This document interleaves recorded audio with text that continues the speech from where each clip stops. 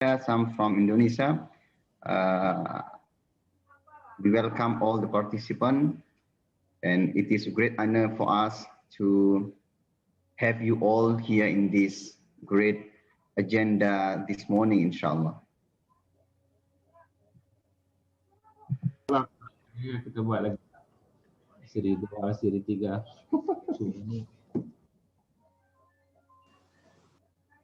Ahlan wa sahlan bihuduri jami'i al-hadirin fi hadhihi nadwa, inshallah.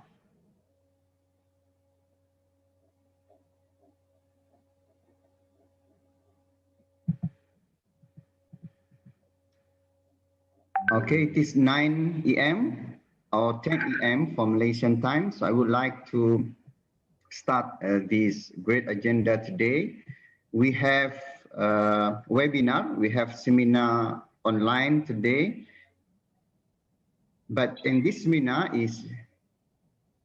we are holding this seminar, organizing this seminar for launching the great book, the book which is about MSMES, which is this book is published from the ukhuwah of Islamic universities in Malaysia and Indonesia. So because of this ukhuwah, so this book is published and the participants can have it, can have this book in your hand. So this book is actually the result of the research between Islamic universities, between IIUM, University of Muhammadiyah Yogyakarta, Unisula Semarang, and University of Darussalam Gontor. Alhamdulillah, by this ukhuwah, we are Islamic universities can join together, can work together and research together, and finally this book is in our hand today. A'udzu billahi minasyaitonir rajim. Bismillahirrahmanirrahim. Rabbi shrah li sadri wa yassir li amri wahlul 'uqdatam min lisani yafqahu qawli. Assalamualaikum warahmatullahi wabarakatuh. Waalaikumsalam warahmatullahi wabarakatuh. Alhamdulillahi rabbil alamin. Wassalatu wassalamu ala rasulillahi Muhammadin wa ala alihi wa ashabihi ajma'in, amma ba'du.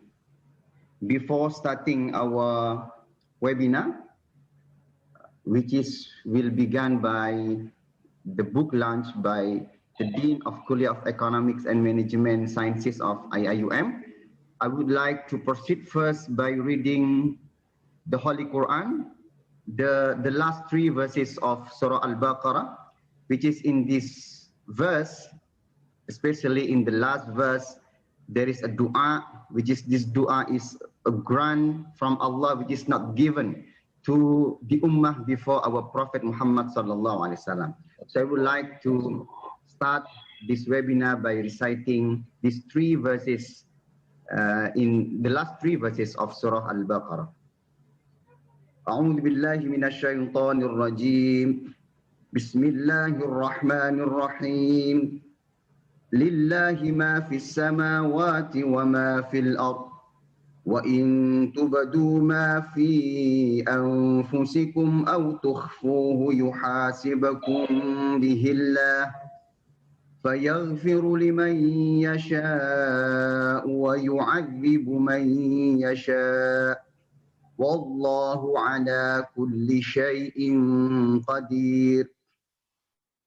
آمن الرسول بما أنزل إليه من ربه والمؤمنون كل آمن بالله وملائكته وكتبه ورسله لا نفرق بين أحد من رسله وقالوا سمعنا وأطعنا غفرانك ربنا وإليك المصير. لا يكلف الله نفسا إلا وسعها لها ما كسبت وعليها ما اكتسبت ربنا لا تؤاخذنا إن نسينا أو أخطأنا ربنا ولا تحمل علينا إصرا كما حملته على الذين من قبلنا ربنا ولا تحملنا ما لا طاقة لنا به واعف عنا واغفر لنا وارحمنا أنت مولانا فانصرنا على القوم الكافرين صدق الله العظيم.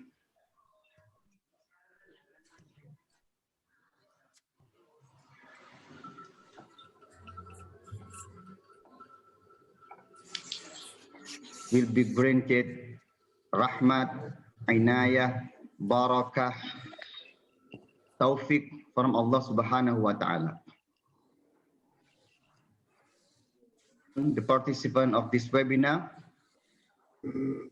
is book launch by our great Dean, our Guru, the Dean of Kulliyah of Economics and Management Sciences, Professor Hasanuddin. So I would like to welcome to Prof. Hasanuddin to launch this great book. Please, Prof. Hasanuddin. Okay, thank you, Dr. Khairul. Assalamualaikum warahmatullahi wabarakatuh. Waalaikumsalam warahmatullahi wabarakatuh. For inviting me to be part of this launch of the book bersamaan dengan the webinar on impact of COVID-19 on MSME, medium and small company SMEs. Jadi it is timely. We should thank Allah Subhanahu Wa Taala for enabling Malaysia and Indonesia to cooperate and collaborate a very important sector in the economy, which is the SMEs. SMEs, small and medium enterprises, plays a very important role, and in terms of employment, in terms of GDP contribution, and all the other things in line also with the teachings of Islam, di mana we are encouraged to be entrepreneurs, encouraged to have the ability to give. And I think SME is something which is to be thoroughly studied, to be thoroughly explored, and all those who are involved in making this book to be a success, we thank them all, and we pray that this noble task which has been taken will continue and will enhance further into the realities of things which is happening, and we can actually make an impact and a change in the livelihood of all the people involved, both from Malaysia and Indonesia. We are very close, the affinity between Malaysia and Singapore, Indonesia, sometimes are good, sometimes bad, because when we are very close, things happen. Especially on terms of the workforce. There is a big workforce in Malaysia from Indonesia, and as been said, we have to take good care, treat each other as brothers and sisters, and that is the way where the barakah will be there, and whatever undertaking we take, especially in terms of economic activity, in terms of entrepreneurship. Because hari ini, if we have enough capital and Indonesia is providing the labor, we should encourage this form of cooperation, and nobody should be taking advantage of each other.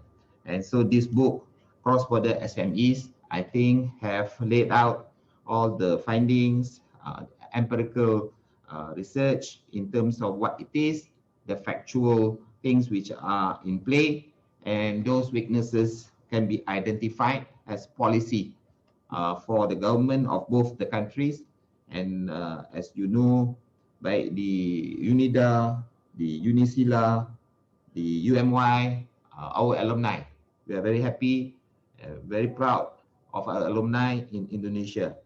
And not only that, our alumni of IIUM is also playing a very important role in the financial sector blueprint, the apa KNKS, ML Sultan and all those who were in IIUM, either in the Kuliah or in the Graduate School of Management. So the collaboration, I pray to Allah Subhanahu Wa Taala that it will be sustained, it will be continued, and let us really heartful thanks to Allah Subhanahu Wa Taala, and we pray that whatever deeds which we are doing can really make a change to the people of Malaysia and Indonesia. Kalau umat kita maju, umat kita kaya, that is the real achievement of whatever we have endowed. So I think with that, I officially launch the cross-border SMEs. Mungkin kita akan gunakan all those platforms to promote this book, so as for us to be encouraged to do more in the future. So semua dekan-dekan daripada semua affiliated universities to be part of this book, I thank you all, and I thank you all for the encouragement you have given to your staff to collaborate and to cooperate, and please move on in this venture so that we can really seriously see the fruits of the future generation.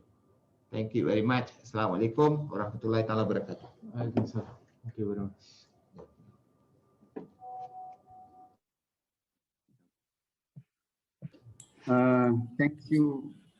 Thanks very much from Prof. Hasanuddin. Jazakallah khairan. So our next agenda, we will listen the presentation from our great speakers. For the first speaker will be Prof. Moha Asri Abdullah. He is currently in lecturer in IIUM, and he has very great academic professional qualification. His PhD was done in University of London for small business and development economics. His research interest is basically on small business management, entrepreneurship, sustainable economic development, micro enterprises and microfinance, and also halal industry and halal entrepreneurship. So we can say that Prof. Moha is the great figure in this book, and he is actually the key person who is really doing many things in this research together between these Islamic universities. So I will give plenty time for him, but of course it will be around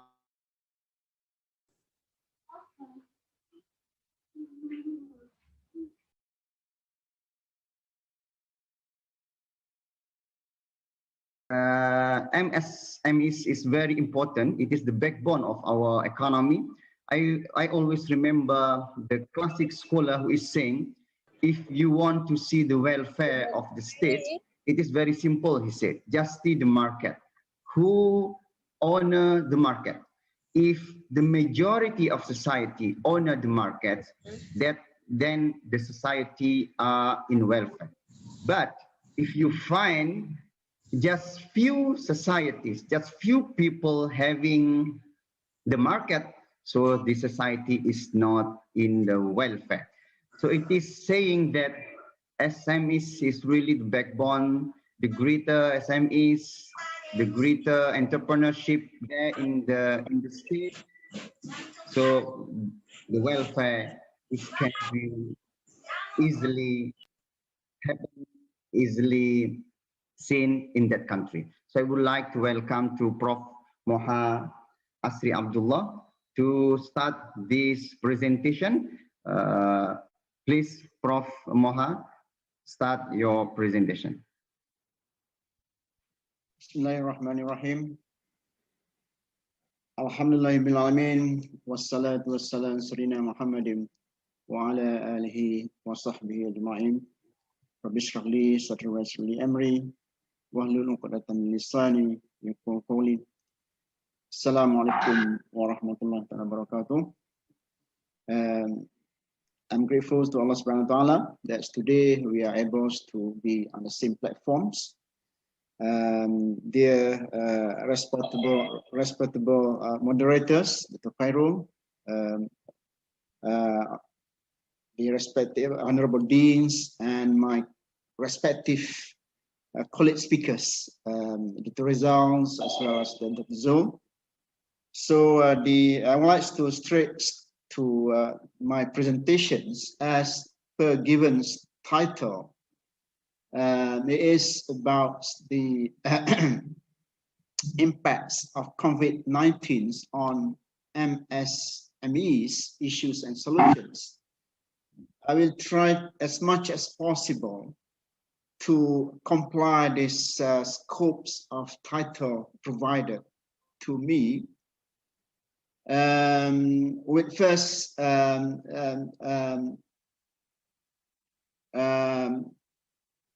about the what I would like to share today, not necessarily that I knows everything.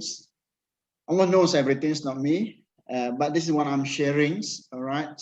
Pardon me if you find this one is not on par with your expectations. But these are some of the things that I would like to share. First, let me look at micro, small, and medium enterprises in brief.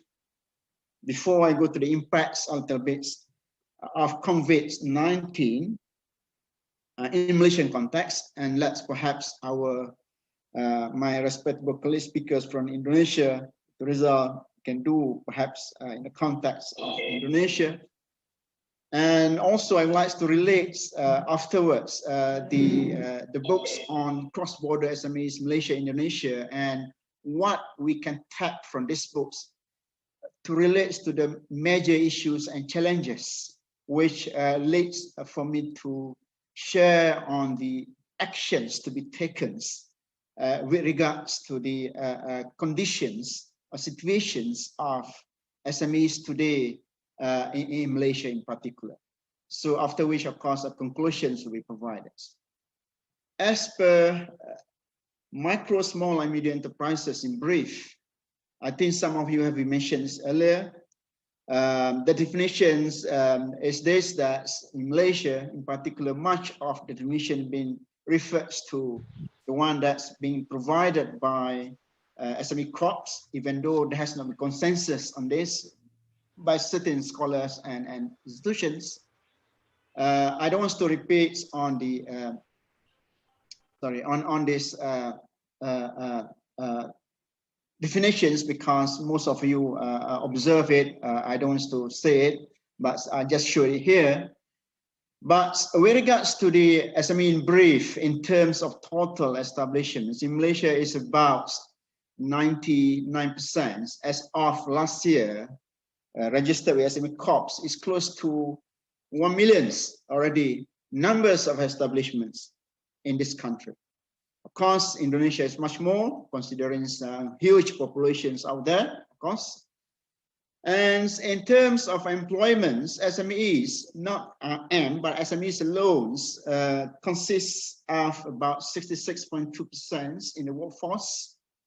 And it has contributed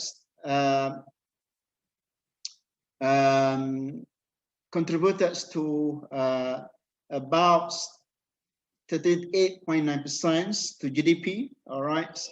And the exports is about 17.7%, if I'm not mistaken, the export consists SMEs exporting as totals of GDP. All right. What I would like to highlight here is also that in some other countries, even though definition has not been a unified forms, different countries has different definitions, of course, and there has not been a consensus on the definitions of MSMEs. Nonetheless, we found that relatively the higher or the advance is in the economy. the higher is the contributions of GDP, of SMEs to GDP, to exports, to jobs creation, or jobs or labor workforce of the total workforce of respective nationals or nations. So this has been the case, despite the facts that you may say small business for US, say for example, consists of those less than 500 employees, which is here is very big already. So this is a different definitions that we have to understand in this context. As I would like to comply on the impacts of COVID-19 on MSMEs, as what is given the title, perhaps I would like to ponder on some statistics here, which may be relevant, that the effects has been very severe, has been tremendous, and loss, because contraction was or has been expected to about 70% for this year, contractions of GDP as a result of COVID-19. We see here that the number of sales reduced as much as 67.8% of different business. We see also the spendings from savings also much less, all right, to amounts of 68.9, all right, and the survival risk or sustainability levels of many SMEs, unfortunately, is very short. You know, in the context of Malaysia, it's found that 53.4% able only to survive as long as only 1 to 2 months. This is unbearable to them.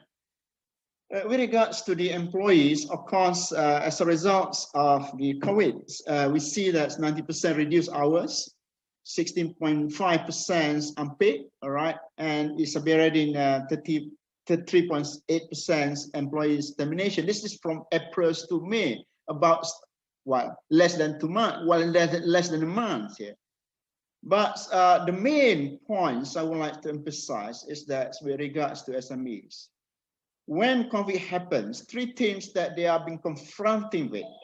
First and foremost is the salary payments that they cannot do it because shortage of working capitals, all right? And this is derived also from non-consumers, all right? Consumers contraction so much so that some companies sadly only have 10% or 5% of the normal total sales, all right? But despite the fact there are many other industries also growing. Let me Jana, all right, short-term economic recovery plans consists of about the funds about 35 million, all right, to upgrade dams, develop capacity buildings, all right, automation, digitalization, more cyber present, e-commerce, so forth and so forth.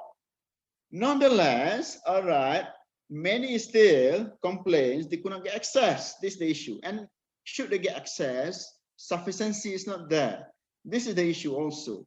So based on this, that's what we need in the access to finance is that the ability of SME to engage in the financial systems, all right, like peer-to-peer crowdfundings, if conventional crowdfundings could not be secure, all right, business angel to peer-to-peers, all right, in the crowdfundings, business angels to the entrepreneurs. This is all the mechanisms that we have to find out to engage the ability of SMEs to the financial systems of respective countries. All right.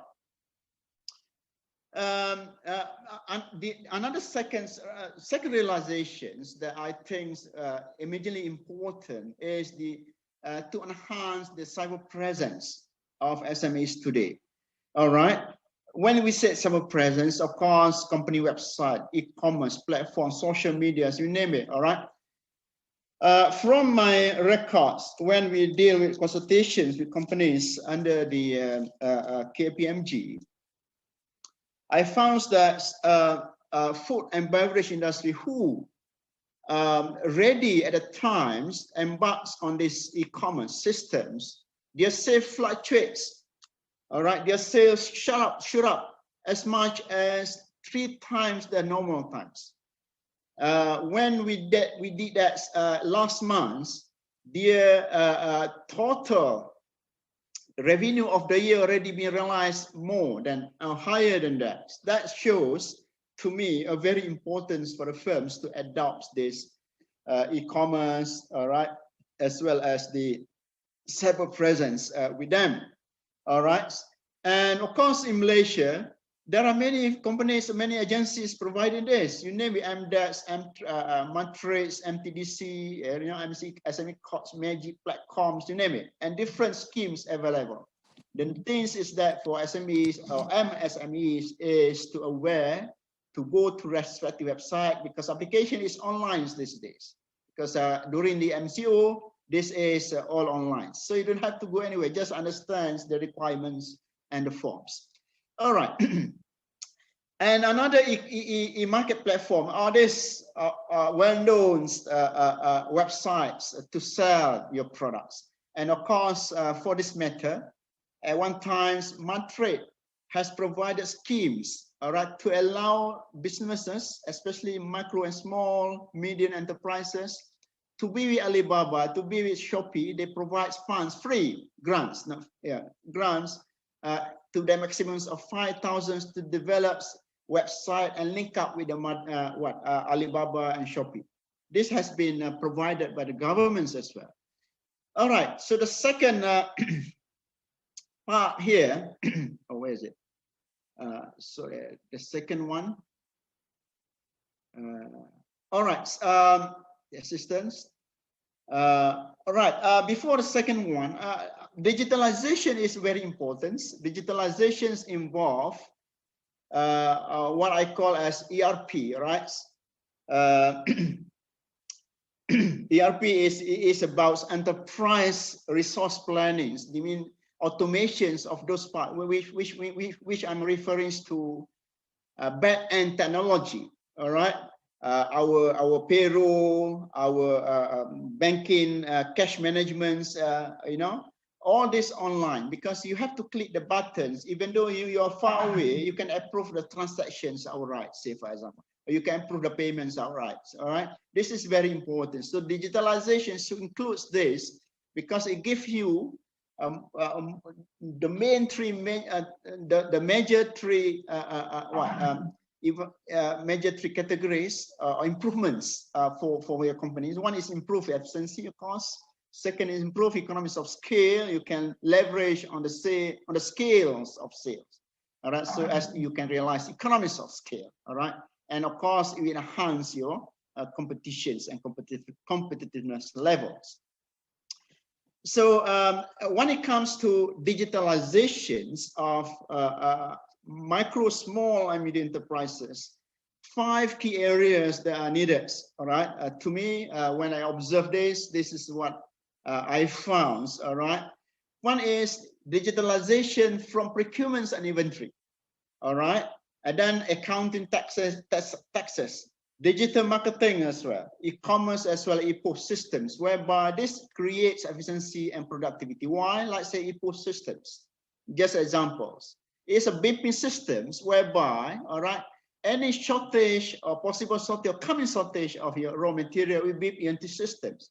Then you can alert to the suppliers to replenish your stocks. So this kind of system provide companies a very much, all right, improve efficiency in their operations. Okay, but if we go to a larger companies, all right, it can cover to 5 dimensions of technology adoptions. All right, to improve productivity from running the company, all right, servicing, innovating and developing products and services. All right, marketing and delivering. All right, as well as selling aspects of the operations. Yeah, right.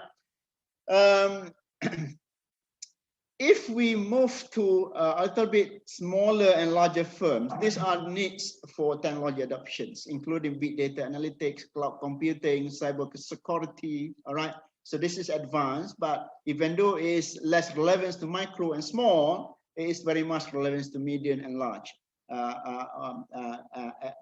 as much as is needed.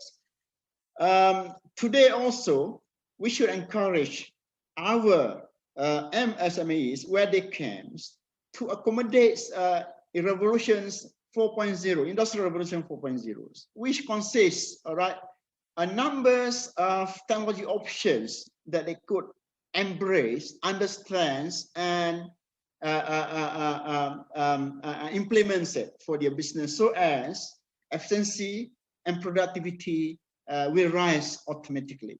So we can see like cyber security, cloud computing, mobile technologies, and machine-to-machines technology, you know, 3G printings, all this bring about enhancement pathways for each and respective companies in the business today. All right.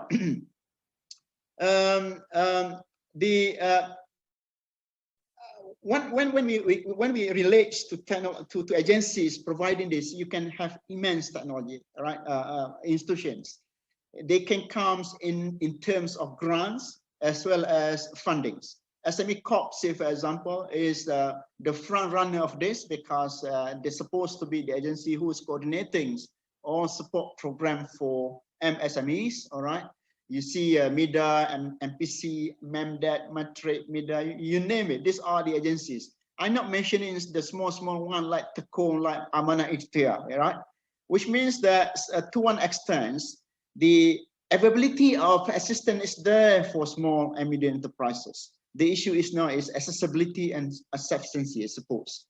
All right, and this is also another certain agencies that provide supports for technology adoptions in SMEs. All right.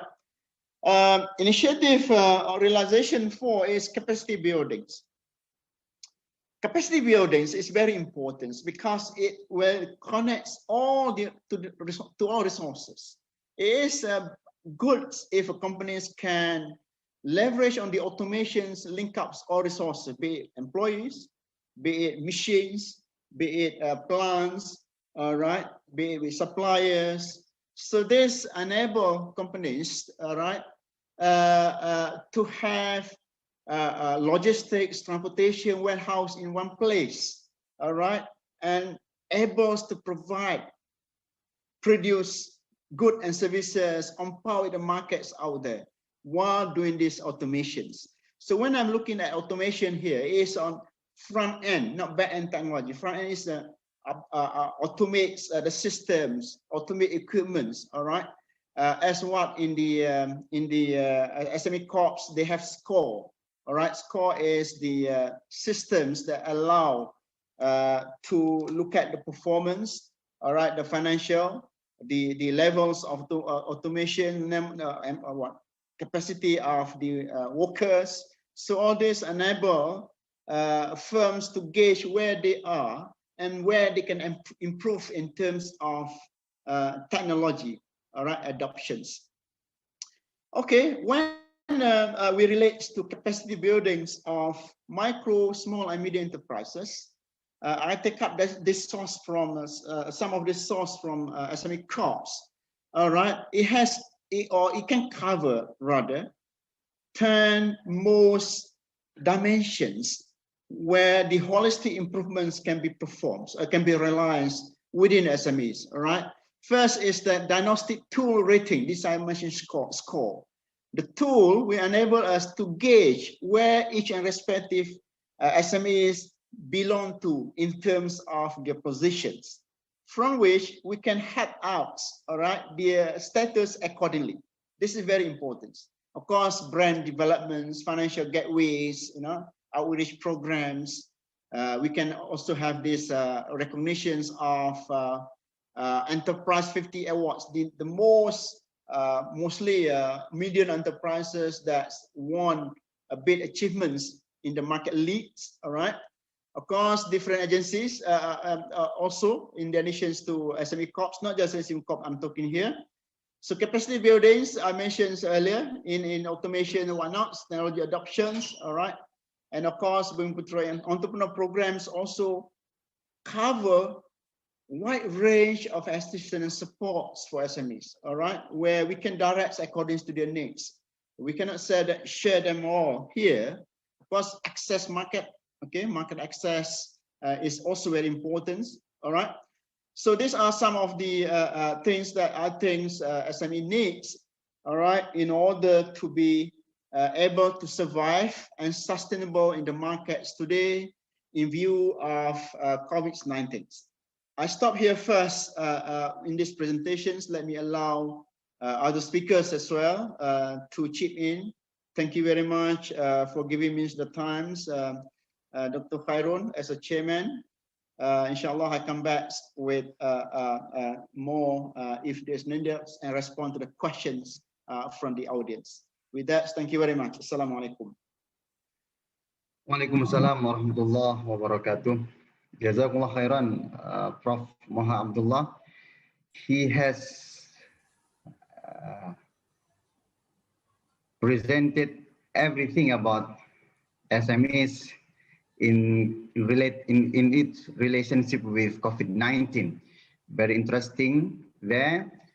So talking about also how we can include MSMES in finance. So there are three important things: availability, accessibility, insufficiency. Yes, it is sometimes available, but it is not accessible. And sometimes it is assessed but not sufficient. So there are many issues, and he has said to us many things. And I hope if you have Christian participants, you can write in our chat box. And also I want to remind all the participants to fill our link for registration. Then we can arrange e-certificate for you within this week, inshallah. For the next speaker, I would like to welcome Associate Professor Dr. Jul Jastri. He is currently Associate Professor in the Department of Finance at the International Islamic University. He teaches bank management, Islamic wealth management, marketing of financial services, and Islamic financing management. He was also invited to conduct research on small medium enterprise at IZU International Sabahattin Zaim University in Turkey.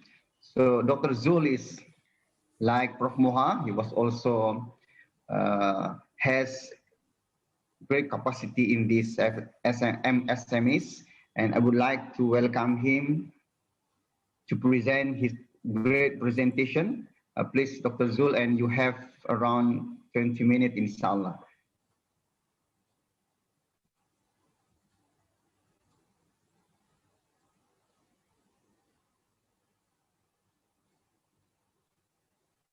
Dr. Zul is still preparing his slide presentation. Dr. Zul Jastri obtained his PhD in Islamic Banking and Finance from University Science Malaysia in 2018, and his PhD thesis won fourth placing in the National Intervarsity Best Thesis in 2011. Yes, brief, please, Dr. Jastri, to start your presentation.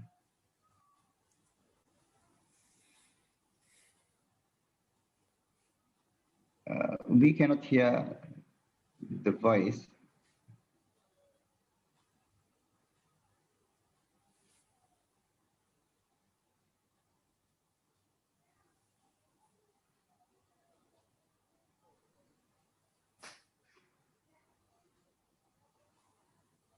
Yes, we have your slide already, Fazul.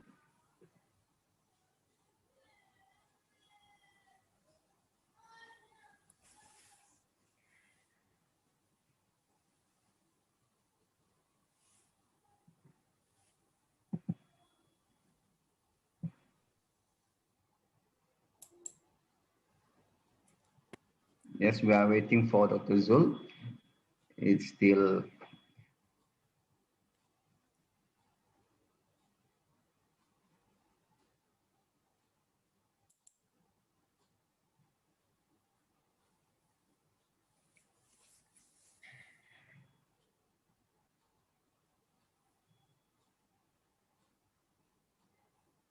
prior to joining the academia. Dr. Zul also, he has served the banking industry for 25 years. So it is a very long time for him to really know the financial system and its relationship with medium, small, small, medium enterprises. Soon, inshallah, we will listen the presentation from Dr. Jul Jasri Abdullah, inshallah. Abdullah. Assalamualaikum warahmatullahi wabarakatuh. Yes. Yes, thank you very much, Prof. Dr. Humam, my dear colleagues. I thought I would be the third speaker, but Prof. Humam given me the second speaker. So thank you very much. I think very impressive presentation by Prof. Moha. Of course, Prof. Moha is very senior professor in this area.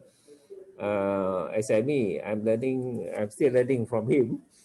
And it has taught me a lot. But the book is the process of matching grant between the three universities. As you know, Pak Umam, we work hard for this research grant. So we paid about 15,000, if I'm not mistaken, from each university. And as you are aware, at that time, the matching grant also very competitive, I remember. And that amount is also not enough, if I'm not mistaken. And we put on our own money. But alhamdulillah, it's a success. So for today's occasion, we have two purposes. The book launch, and we hope that the book can be printed. I think when Dr. Rizal speak afterwards, he will also comment on the availability of this book, because this book is been processed by UMY Press. Okay, so he will give all the links. All right, without any waste of time, I will share my slides here. My slides here consists of these following contents. Okay, what is the introduction? I think most of it retouched by Prof. Moha. And then we also like to know what are the institution, government bodies concerning SME or MSME also in Malaysia. Then we will discuss on the constraints, okay, of MSME. And then I will do a case study. In fact, I'm in the process of doing an analysis of one MSME, very important organization in Malaysia. We call it Amanah Ikhtiar Malaysia, okay, AIM. So this is just nice for me when I got the result. Although it's not full analysis, but this is empirical, of which we can share what is the event, what is the result of that, and I will conclude with some recommendation. Okay. Okay. SME in Malaysia, as mentioned by Prof. Moha, okay, started back in 1971 with the introduction of the new economic policy, or we call it Dasar Ekonomi Baru Malaysia, and at that time to address issues with regard to small businesses. Okay. Like Indonesia, also Malaysia have this problem of upgrading small businesses with regard to their social welfare. Okay, and they are small, and since they are small, they are not bankable. Okay, so some of the pointers mentioned by Prof. Moha is correct. He talked about financial inclusion and things like this. So who's going to cater for these people? They're slightly, in fact, slightly they're lower under the SME. Okay, so I will show the definition. It's also written there, right? So in 1970s, all right, Malaysian government emphasized on this, and also carried out for subsequent Malaysia Plan 7, 8, 8, and then after that, even up to now 11, 12, and just last Malaysia Plan. The emphasis has already been given to what they call that digitalization, all right? A lot of emphasis to be given on how are we going to address, even at that time, it was not the pandemic yet, you know, when it was tabled last year, because pandemic will start this year. So already there's a talk, already a concern that SME or MSMES also need to be do something with them. All right. The reason is this, because as you mentioned there, also mentioned by Prof. Muhammad, it's a growing industry. All right. 37% in 2015, 38% in 2018. Subsequently, it has been a growing industry whereby everybody would participate. In Japan, the small industry are the one who is supporting the big industry. All right. For example, like the Toyota, the Honda and whatnot have been supplying by small industries. Okay. So this small industries is very important in terms of employment or when providing to the what you call the income of the economy. So we must cater for them. Right. If they are in trouble, we must support them. All right, we are in a COVID-19 situation, we must support them because they are the small people. All right, so we need to do something with them. All right, so the three things there is also related, okay, to what we want to do here. We want to say that they offer good opportunities, okay, and they can lower the employment rate and increase the competition and productivity of the country. All right. So structurally, we can define SME and MSME into these three triangles. Okay, one is of course the micros. This is our concern, the green one, by definition of manufacturing and also services. All right, for manufacturing, it's less than turnover of 300,000. Okay, and then for services, is also same thing, less than 5. Okay, for small, it is actually 300,000 to less than 15 million. And for services, 300,000 and less than 3 million. So it seems that manufacturing is more. It's logical because it's bigger, right? And also for sales turnover, for the manufacturing, it is more than the services. But whatever it is, we must think that, because when we do the study, you must see the MSE involved in both products, also services business. Okay. So what happened in COVID-19 is that come March this year, there is a lockdown situation. All right. Lockdown situation means the customer are not able to go out and reach the what they call it, the businesses.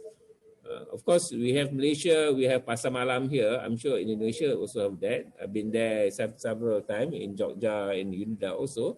There are people who sells these small fruits, small foods all outside. So if they don't have the what they call that, they don't have the people coming in, then definitely they'll be cut off in their sales. All right, cut off in their sales. So there's no supplier to it. But meanwhile, they have to bear their fixed costs. Fixed costs here means the rental, the electricity. This is for sure they have to pay. All right? But sales is not coming in. So what happened that in Malaysia, government immediately come and give this financial stimulus package up to 250 billion. But now in the subsequent budget is even more. Let's increase more now. All right. So very quickly, I just touched on the financial institution. They are from the banks. They are the commercial banks. All right, microfinance. There are also schemes from the development financial institution. These institutions are specialized institutions. For example, Agro Bank, Bank Rakyat, SME Bank. Okay, these are dedicated to cater for the MSME. Okay, and central bank also have certain scheme in the SME. For example, we have Bank Simpanan Nasional SME products. Okay, so the one that I've highlighted in red there is the one that I'm going to focus after this. This is called what in Malaysia called AIM, Amanah Ikhtiar Malaysia. And Amanah Ikhtiar Malaysia focus on women entrepreneurs. All right. And they are actually the Grameen Bank model, right? Grameen model, in of course the successful one in Bangladesh, and also in Indonesia maybe they have a slightly different model. And then we have Tekun. Tekun is one of the small business or entrepreneurs also from the government. And the special government agencies like, for example, PUNB, Perbadanan Usahawan Nasional Berhad, and then MARA, all right? MARA is dedicated for the Bumiputra businesses and other things. All right. So to summarize on these issues, before we go to what is the solution, you must understand actually what is this MSME, what is their problem in accessing to it. All right. Number one is, of course, is a lack of collateral. All right. This on the right side, I don't have to mention so much. As we are all academicians here, we can look at all this literature, okay, to support that these people lack collateral, okay, lack status and form of business, meaning they are so small, some of them are not registered also. So if they are not registered, how are they going to, what they call that, being given loan, all right? The bank definitely would not want to give them loan, all right? Higher transaction costs, all right? And then insufficient documentation. These are some issues that are so small that, you know, the banks are not willing to take them and give them. So what are we going to do? Okay, they're definitely an issue. All right, my case study here, as I said, I want to share also my empirical, is that on Amanah Ikhtiar Malaysia. Okay, as I said, this is based on the Grumman model and established in 1987. All right, the purpose is to provide assistance to small business, especially women. Okay, women, and the idea is to reduce poverty by handling microcredit right to the poor, finance and how we need to increase their income. Okay, this is their objective, right? It has two main features. One is financing without collateral, all right, as I said just now, bank cannot cater for them. And micro enterprises, and they call these people as friends. In Malaysia, we call it sahabats, okay? Required to deposit in saving and a portion amount to be borrowed. And AIM have all these schemes. Okay, according to what we have in the record, is a very successful scheme. As you can see there, decreased poverty to 97% from 72 to 02. All right, and average living standard for people increased from 264 1970 to 5,000. So it's a remarkable achievement for over only about something like about 30, 40 years. The amount of income has multiple. All right. So the effectiveness of AIM in meeting these financial needs of micro enterprise indeed is very important.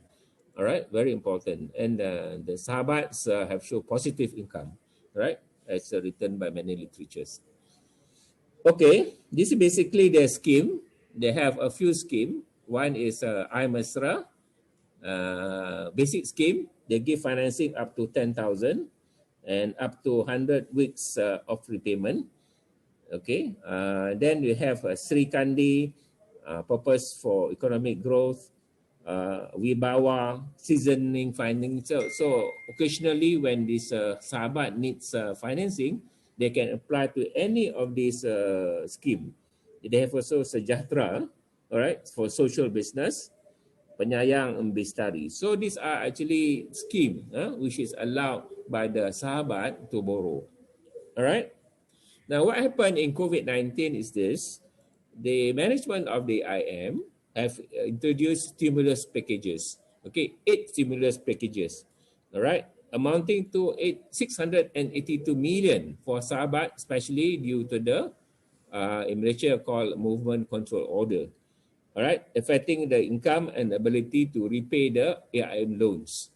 All right. So very briefly, I just want to read. Maybe you can see also postponement of repayment collection.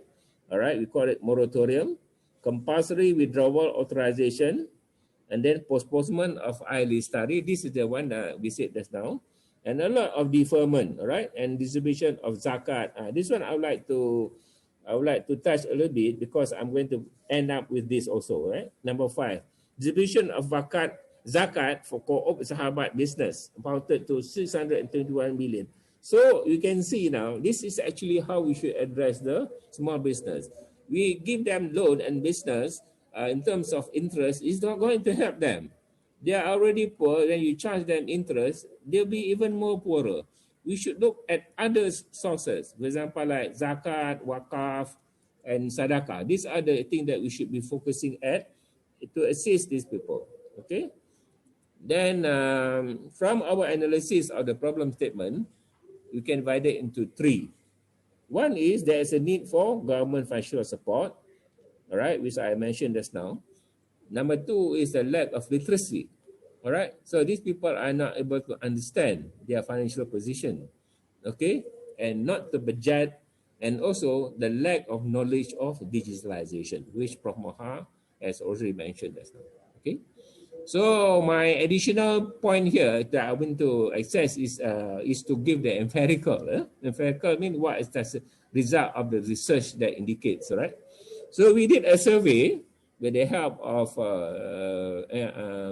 AIMS, of course, the director Tuan Syed is helped us, and he has instructed 7 of the SME branches in Wilayah and Selangor. Okay, because of the COVID, we cannot do it too much. We only do Malaysia, Selangor and KL, which actually is the Klang Valley. So if we get this result, more or less, it portray the result of the whole Malaysia, right? And then our questions are just very simple. Number one, we'll ask this question, okay? How the pandemic affected your business? Okay, and what is the package from AIM? And then number two, how is your training in the past has been undertaken? What is your training you want in future? All right, and of course the last one is the digitalization. All right, I'll just highlight in view of time. I think I would rather spend more time for us to discuss. Okay, this basically on financial package received from AIM, right? So we asked this question in view of COVID-19. Okay, what would you want to do with your business? Okay, so what we can see there, of the 379 respondents, 306 said I will continue the same business. Okay, 80% of that. And then only 73 said I will change to a new business. All right. So in other words, they are quite comfortable in their old business. Then we will see how this will be affected. And then we ask this question: AIM stimulus package I have obtained. All right. What is your situation? So defer in weekly collection, 203 has said that. So this indicates that they are in financial problem. All right. And then permission to withdraw their saving that they have, they are asking them to take it out now. They need the money. For example, like in Malaysia, we have the EPF issue. They're taking out from their EPF 1 account, 118. Okay, that's quite big, around 334. All right.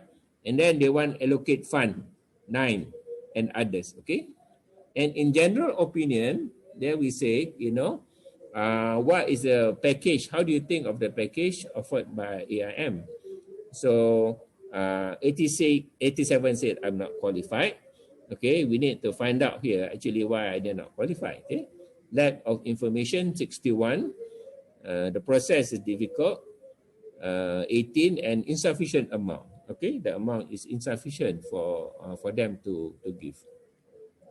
All right. Second issue, which is very important issue, is actually what is the type of training undertaken?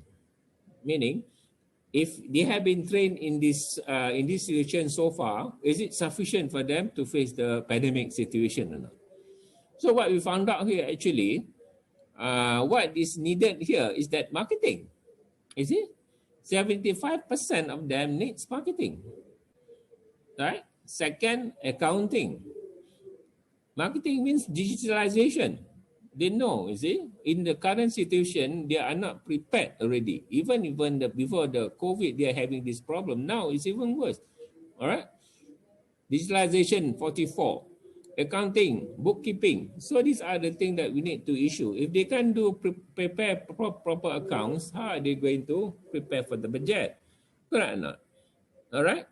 So we ask this question, promote business digitalization. Okay, all this one I'm going to say is just digitalization, and say yes, 298 believe, yes, we should do digitalization. All right. And then do you know? 79% say I do not have the knowledge. on digital marketing. Okay, and then some 45 say that I do not have smartphone. Okay, and some say I prefer to do the traditional way. But how are they going to do the traditional way? Because in Malaysia, I think you also in Indonesia, we also have this like ikan bilis, kerepek, and all this. So ikan bilis and kerepek now is also available in Lazada. It's also available in Shopee. So these are the traditional business they are actually doing, but now it's been taken by big warehouses, big supermarket. So how are they going to survive? What are they going to sell? Okay. In terms of digital platform, yes, some of them has used Facebook and so on. Okay. And then, okay, smartphone, yeah, some of them has learned 233. And then for the digital plan, But what's interesting here actually is the payment method. Half or 2/3 of them is being on cash on delivery. Meaning what? They want the customer to go there and pay. All right. As you are aware, this is out of date. Now we are using a lot of smart things, e-wallet, e-purse, all this. These are the things that our people should realize. Okay. And also on and so forth. For example, like sales are affecting them. All right. And what are the challenges that they face? Okay. For example, they don't know digital marketing, 148, and so on and so forth. All right. So what are the steps taken? Well, the step taken in COVID-19 is, of course, to introduce, for example, salary subsidy. Okay, this is the initial stage, prior budget. After budget, more has been introduced. But I just have this record here. The government has introduced wage subsidy, $600 a month for workers with a salary below $4,000 for 3 months. Okay, employs 50% drop in business. All right, micro grant. Okay, this is the government one, but also equivalent to the MSME. It's almost the same because actually the MSME also getting the budget from the government. Okay, BNM has set up additional 4.5 billion for SME, and then bank loan moratorium 6 months, but 6 months now it's been extended to another 6 months to another 6 months. Okay, so we never know when this will be ending. Even budget also approved another 6 months, and new facilities. New facilities indicates that there is not enough fund in the present facility. All right, there's an issue regarding cash flows, which is very obvious. All right. So I think I'm going to stop here because actually the rest of my slide will be my conclusion, is it? So I think Pak Umam will allow 5 minutes roll out, Pak Umam. So I will stop here and I will allow the next speaker. Inshallah, we will have more question and answer. Okay, thank you very much for listening. Yeah, Pak Umam. Yes, Dr. Zul, jazakumullah khairan. So, yes, we are having now for our last speaker. He is Dr. Rizal Yahya. Was born in Padang 1973. It is why he became our last speaker because it is based on seniority, Dr. Zul. So, Prof. MashaAllah. MashaAllah. You should have told me. MashaAllah. So it is like of adab, yeah. Then the guru must be first, and then the student. Oh no. So. Yeah. He is currently the Dean of Faculty of Economic and Business, University of Muhammadiyah, Yogyakarta. And in 2017, he received an award from UMY as the best lecturer. And I'm sure in this year, he is the best Dean of UMY, inshallah, the best Dean. Okay, without overdo, but after listening from Prof. Moha, Prof. Jul, I just remembering about the ayah that we are created by Allah as Khalifah fil Ard.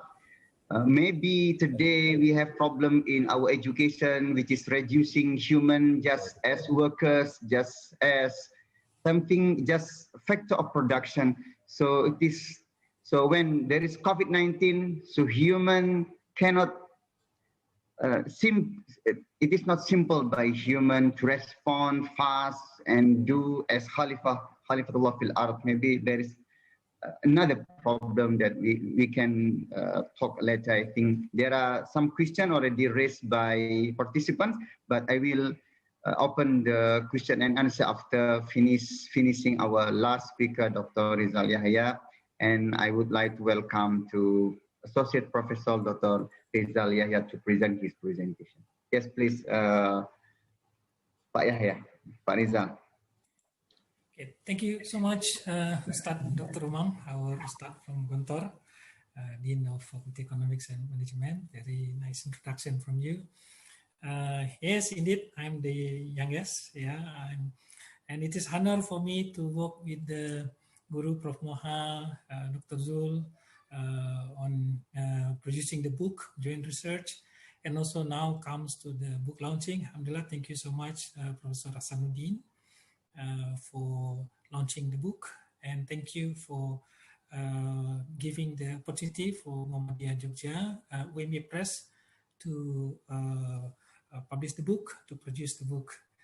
Next, we will give you the information later about how to get the book that we already made based on the joint research between IIUM, Muhammadiyah Jogja, Unida Gontor, and Unisula. Okay.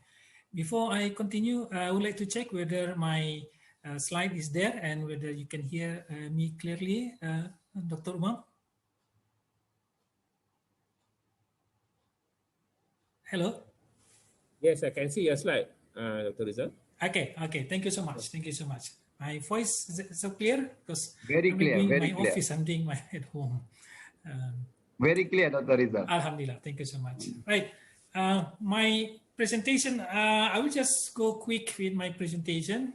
All has been covered actually by Prof. Moha and Dr. Zul, but I just like highlight a little bit on Indonesian side. About the development SMEs Indonesia before COVID and COVID figure Indonesia, what's impact to Indonesia SME, and what support needed for SME, what have been done, problems still exist, and solution needed from Indonesia perspective. Okay. Same with already explained by Prof. Moha, Dr. Zul, that SMEs has a very big contribution. Is very important to Indonesian as well. As we see here, the development in terms of number of units is increasing from year to year, reaching in 2018, the data that I have, the latest one, 64 million units, which is equivalent to 99, almost 100%, yeah, 99.99% of total enterprise in Indonesia, because the big companies is only about 5,500, and so there's only less than 1% even. Okay, and then same thing in terms of workers, yeah. Indonesia SMEs more workers in the SMEs, yeah, were reaching 97%. It seems larger than Malaysia, which is I have from Prof. Moha presentation before, was about 60%. So it's very depend on the SMEs in Indonesia. So only 3%, the rest in the big company. So it is really an important issue to discuss, as part what the Dean Hasanuddin said, that SME is very critical, very urgent, very important to be researched and discussed.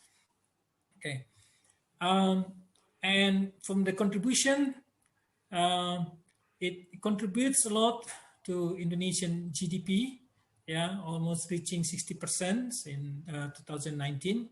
Yeah, where our GDP now is 14,000 trillion, and then the SMEs contribute to 8,500 trillion.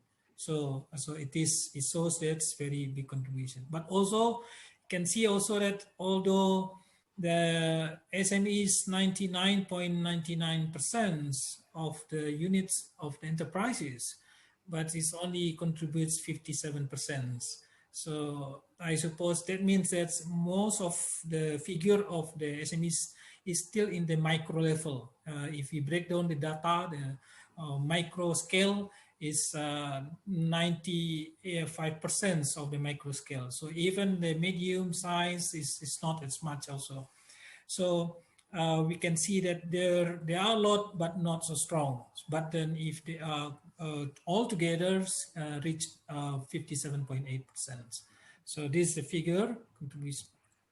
Now you see that COVID-19 first announced 2nd of March, first case, 2nd March 2020.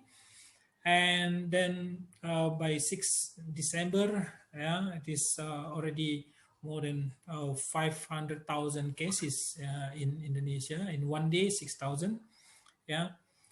How the government responses to this pandemic? Government issued a regulation, large-scale social restrictions, which people between movement from one town to the other town, one area to the area is limited, and also some area local scale they don't allow people to enter, and also the shop closed, even the mosque closed, activity at home. This has been tightly conducted for the first 2 months, and then Jakarta is very tighter in Jakarta because a lot of cases there. We know about that. But then at the end of May, the president promoted new normal. Then people move quite a lot. Now you can see that when after promoting new normal, May and then June until now, the cases keep increasing. So we can see that there is a trade-off between economics, with giving the more space to operate, but then it increased the cases of COVID cases. So I can see that in Malaysia is more tighter, and then we can see that the figure, the figure that you can see the comparison. I took the comparison in some Asian countries. Indonesia is the biggest cases for one day cases reaching 6,000. Almost 6,000. Malaysia is about 1,000 for one day case in the last few days. And then still much lower than Indonesia. But then in terms of per million cases, Malaysia is more than Indonesia, but it is in terms of the death rate, Indonesia is much higher than other countries in ASEAN. I would like to say here, what I highlight here, I add one figure here, this data from Asian Development Bank, accompanying the data about COVID figure. What happened to the economic growth? Malaysia can see that's minus 5%, the economic growth. Philippines, negative 7%. Indonesia, negative 1%. Myanmar has been positive. Singapore, negative. I'm trying to figure out, is it because of the level of the restriction? Because I can see that Malaysia is more restricted than Indonesia. For sure, then the more limitation for the business operating. But Indonesia government, they say that at the end of May, the government has been a bit loose. They say with the new normal, but at the expense of number of people get positive in COVID and increase the number of deaths. This the figure. So this opportunity cost in these aspects. We have to bear in mind that maybe the economics will depend also on how loose or how tight the government's addressing the COVID in terms of people movement. Now, what is the effect to the enterprise? 82%. There's a survey from the Indonesian Statistical Board that they conducted in July. It is already about 5 months, March, April, May, June, July, 5 months after the COVID. Yeah, and they reported in September. Yeah, 82% of the SMEs, yeah, decline in terms of the sales. Don't know about the Malaysia, but this Indonesia only 14% say the same. And if you look at the different between how it affects micro, small, and medium and big, I can see that micro and small enterprise have more declining in terms of the sales. As what Prof. Moha said, this crisis has made the damage more to the small, to SMEs rather than to the big company. And this shows the same figure with that one. Yeah, 84% micro and small enterprise decline in sales, and then big company only 82%. Yeah, so this is the figure. And Indonesia, based on the survey of statistical, most affected industry is accommodation, like hotel. Prof. Moha has already mentioned before the case in Malaysia. The same happened in Asia. Food and beverages, restaurant closed. Yeah, they don't sell, they don't open, they are not allowed to open. Yeah, especially in the first 2 months. Until now, some also difficult to open. Yeah, had problem. And other service, transportation affected. Yeah, people not move from one town to the town, especially for the because people rather stay at home. Yeah, and least effective in water, waste, electricity, gas, and real estate. So this seems same figure with Malaysia. And in terms, it also affect the workers. About 35 companies, enterprise, SMEs reduce the workers, 35%, but 62% still keep their workers. If they compare the data between the big, medium companies, more reduction in the big, medium companies to reduce the workers. So it seems that big, medium company, they make efficiency through the reduction of their workers, rather than this micro and small enterprise.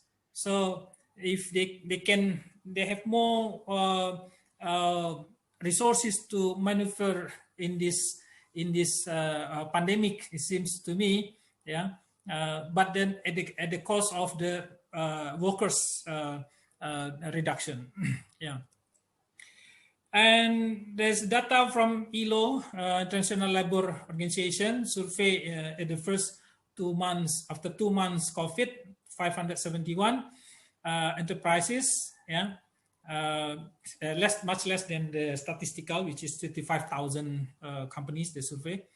This one 571, but it shows that 3%, about 65% company stopped temporarily, and about 32 companies still running, never stop during COVID. Maybe that's the one that's not really affected, the one. But 3% only stop permanently. This is 2 months pandemic. And if you look at the latest survey from the statistical board, they conducted survey in July and said that from the 35,000 the survey, about 42% can survive for 3 months ahead. In terms of they still have cash, they can have the resources, but then 58% can survive more than 3 months. So those in heavy pressure is 42% of the SMEs. Now, what support are needed based on the survey also? It's very good survey has been done by Statistical Bureau.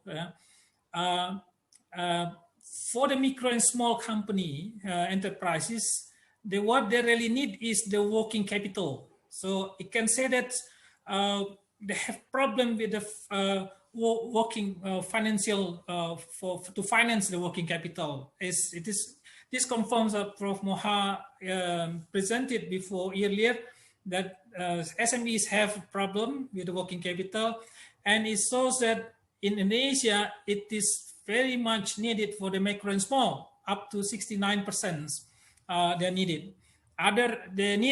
The second one they need is the support, the subsidy for electricity. So it seems that they really heavy pressure. That's the basic needs, electricity, and to run a business with the finance, they're very limited. So this is what they need. This also installment, postponement, and then access to loans, 71. The interesting things here, there is different need, supporting needed between the micro, small, and medium, large.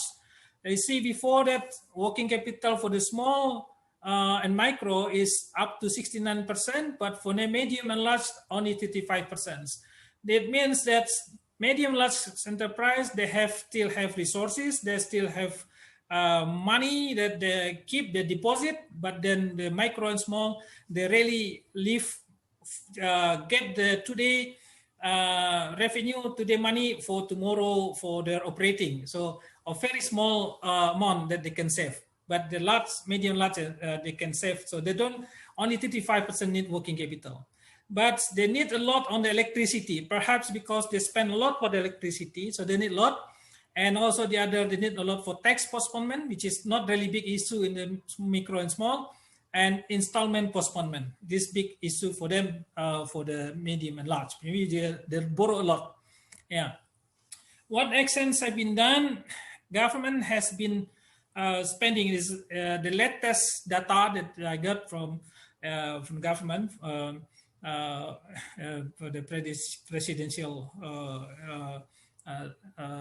office. Yeah, it is the latest one that December only spent 695 trillion rupiahs, which is equivalent to 27% of total budget that been allocated for the COVID.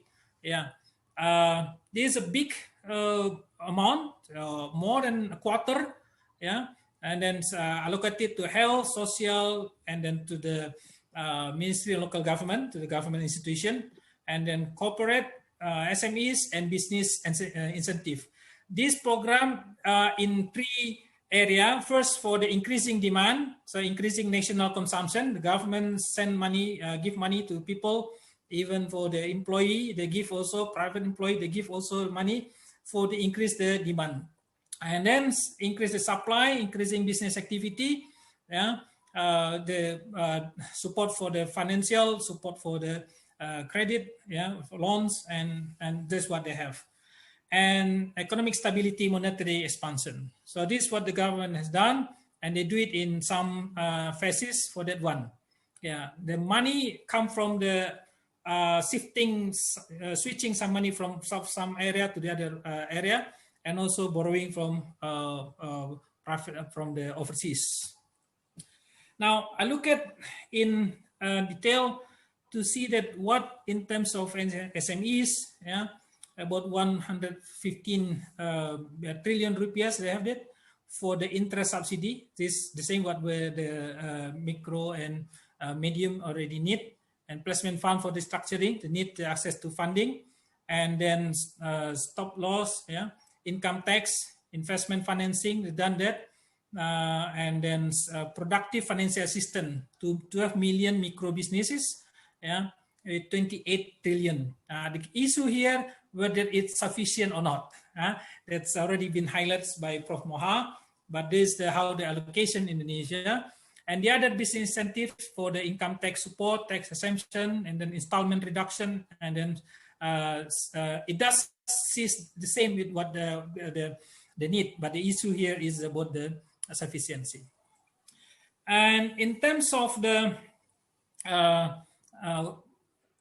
enterprise itself, yeah, the one before we discussed macro level, now micro level. There was issue highlighted before by Prof. Moha and also Dr. Zul, yeah, this online marketing. But here we can see that only this COVID so far with the research, with the study survey in July, only 5.7% new business using the online marketing.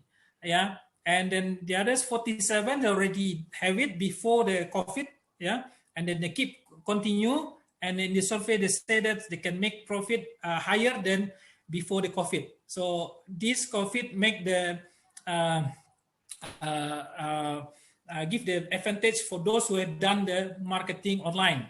Yeah, although through the Sophie and the others, Tokopedia, yeah, Bukalapak, Indonesia, but still 46.5 not using online marketing. Now this may be the issue of the capacity. They don't have ability, don't have the human resources that can run the access, they can manage the online marketing. So it's quite large number, 46.5. Yeah, if you got millions of the 65 millions of the SMEs, so this large number that we need big project to move them to the online, because even the future 4.0 we do need on the issue. And how about in terms of changing the business? 62% still operate the same business. 27% does have diversified business. So this is a good quite number that they add more products. But this and then 9.9% change to the other business. So maybe the issue about the 60% still do operate the same business, problem with the capacity also. So there's no ability to move to the other business, although they have problem. For example, it could be also the business is still good also, but need for the research on that. Yeah. Now I come to the end of my presentation. There's some solution need to the existing problems. First is we don't know when this COVID will stop. Yeah, we don't know also whether the vaccine is works effectively to prevent people from the COVID. So, but the main issue then we still have to run a business with disciplined health protocol. Having the limited movement, very tight limitation of movement, it does have a source that will damage the business. So I can see that some countries have very tight, then the growth it does suffer. Yeah. And so it's how to run business with disciplined health protocol, yeah, and then improving SME's capacity with online marketing, production, and change management. I think this the university can do that in this area with the skill that they have, and then improving sufficiency of government supports needs to assess more whether how sufficient that will be done. Yeah, in terms of some business needs support for the electricity and the others. Yeah, is it already sufficient? Big question on that. And then now this issue in Indonesia, corruption. We just heard recently that one minister had done corrupt for the social support. Yeah, that they give for the package to the people, yeah, and then just corruption is very, very sad, yeah, very, yeah, that we have very shameful also, yeah. Should be tough punishment for corruption committed by government officers. I think this solution. Otherwise, the program will not effectively in practice. And ensuring easy access to finance from financial institution. I think that's all, Dr. Umam, my presentation, and we come to the question and answer to be much better. Thank you so much. Assalamualaikum warahmatullahi wabarakatuh. Waalaikumsalam warahmatullahi wabarakatuh. Jazakallah khairan, Dr. Rizal Yahya. From his presentation, I can see that the ayah of Ali Imran 134, الذين ينفقون في السراء والضراء. So it is very important in this crisis. Everybody has the mentality of infaq, mentality of helping, mentality of giving. This unfortunately, like Dr. Rizal said, there is the corruption even in the small money for the poor person. So it is in this time is rich but still taking from others, not giving for others. So So I have already written the question from the chat. So it is also I have shared the screen for Prof. Moha from Suhaimi Muhammad Sarif. Assalamualaikum, Prof. How about human aspect in digitalizations? Also from Mika Rahayu, I think the same context, Prof. As in aspect in financial aspect, digitality marketing are you explaining, and how about aspect of capability human resource in this condition? Dr. Suhaimi, Brother Suhaimi also asked for Prof. Zul. Assalamualaikum, Prof. Zul. Our banks are not sejahtera and humanizing. It is about humanity, human aspect. They are still using interest-based. Why not offer mudharabah? Our institutions are not studied to, not too bureaucratic, made us inhuman. It is, I think, the problem of modern economy, modern education, and others. And also the question here, Assalamualaikum, our respective prof, so maybe Dr. Rizal also can answer this. Just want to ask how that all financial players and governments are providing financial assistance recently, COVID-19 stimulus package, but SMEs still face challenge from March till now, and GDP decreased 1%. It is in case of Indonesia, of course. Why do not we look to other aspects which can assist them in managing the fund, teaching them how to manage the business, provide more training, and others? So I would like to ask Prof. Moha as the senior here to answer first the question raised from Brother Suhaimi, Ibu Mika, and others. Yes, please, Prof. Moha. Okay, Assalamualaikum warahmatullahi wabarakatuh. Thank you for the questions. Very good questions. Those questions, I like the questions as well. All right. For humans aspect in digitalizations, this is very right questions. How about that?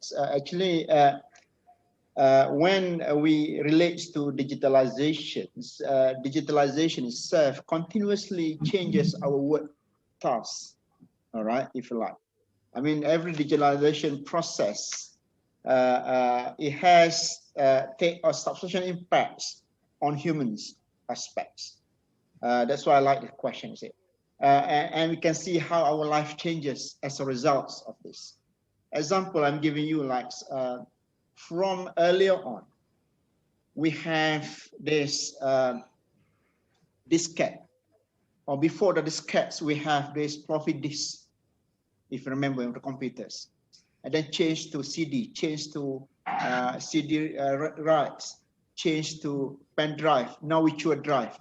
All this has changed our tasks. And as a humans, we have to oblige it accordingly because it relates to our productivity and efficiency. So this is the, when the digitalization happens, by hook or by crook, all right, humans participate accordingly because it coming from the humans themselves or ourselves, all right, the innovations, and erase out all those previous products. This is what has been digitalized. Like say, for example, we go from books to e-books, all right? We go from maps to GPS, you mentioned, all right? We go from photo albums to Instagram. All this has changed, but as the older who don't know how to do Instagrams, all right, then it's not part of this digitalization process. So long that you embrace these digitalizations, you are really having a human aspects of this, without which we cannot follow digitalization's technology by say as simple as that. All right, by knowing digitalization's technology, it is about humans aspect of knowing it. That's one. Secondly, is it become more simpler and accessible to us. All right, without which we are left behind. All right, because of this. But we also can do digitalizations on numbers of humans aspects of perceptions. Like say, for example, we do a rating for hotel Muslim friendly hotel, say for example. All right. How do we know this is Muslim friendly hotel? So we have to have a kind of systems, and this involves a system from the humans' knowledge to put the indicators what we presume as expect as Muslim friendly hotel. All right, that's more or less comply with what we call Maqasid Sharia. Okay, so this is the elements of human digitalizations, if I may say. Unless Dr. Suhaimi has other idea than this, please share it here. I'm sharing this what I know. All right, now let me refer to the second questions. Where is the question, earlier? The questions, second question is, I think it's about, I can't remember, I cannot pick up that one. Can you show it again, Dr. Khairul? Yeah, Prof.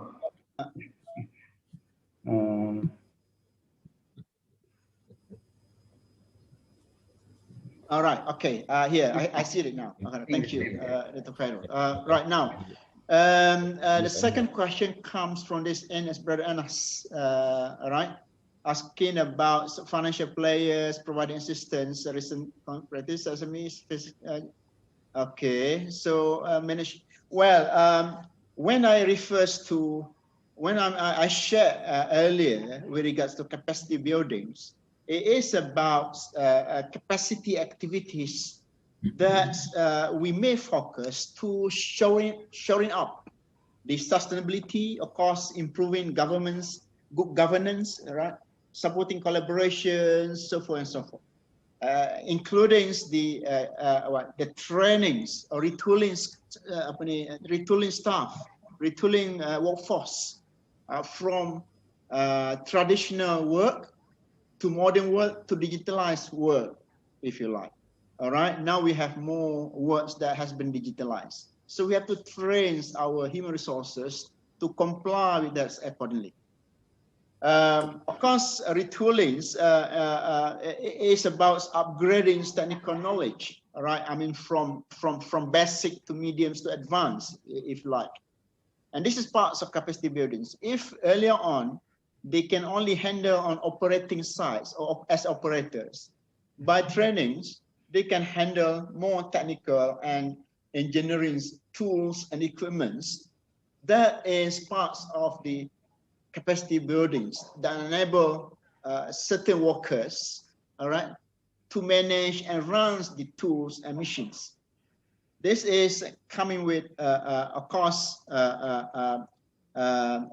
enterprise resource plannings. Also, it's part of capacity buildings when we say ERP.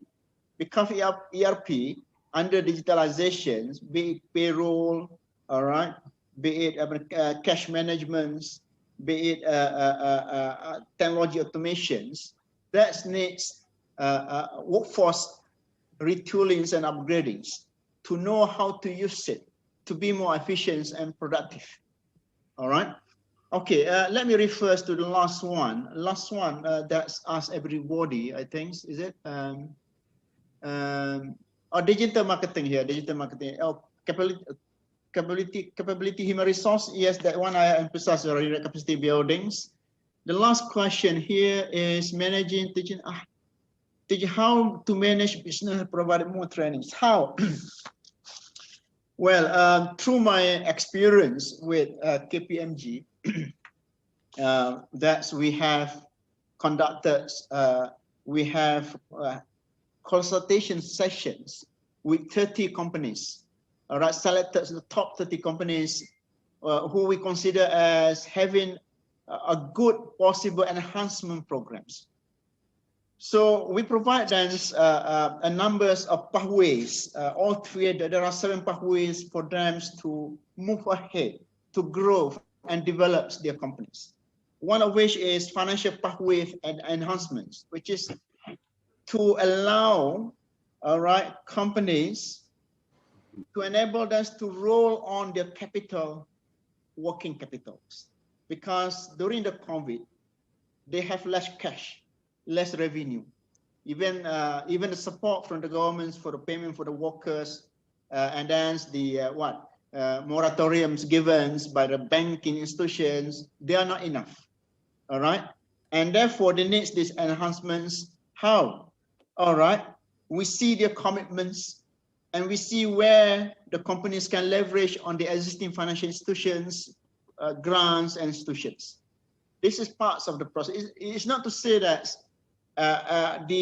all policy institutions, all support programs provided for SMEs has not reached SME. No, what we are saying is that, all right, some of them could not get access, all right, because of certain parameters that they could not fulfill, like what, collateral, like don't have a business records on financial statements like balance sheet, cash flow, all right, revenue, right? Those are the statements that normally micro and small do not have that sufficient to be provided, and therefore they are left behind.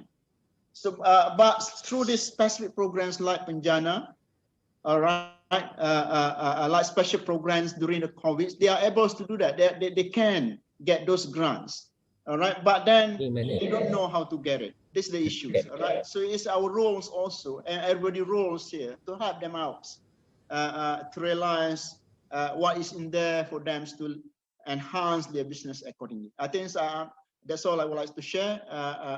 Please leave it to other speakers. Thank you. Assalamualaikum.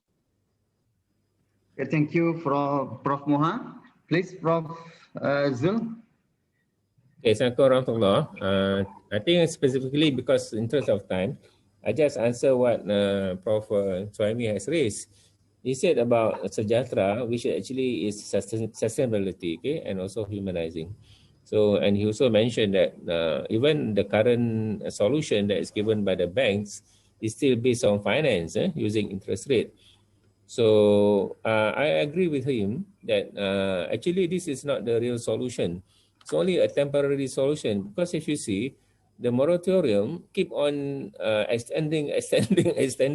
So something must be wrong, because if you add the interest to the amount which is not paid, it has increased, not decreased, you see.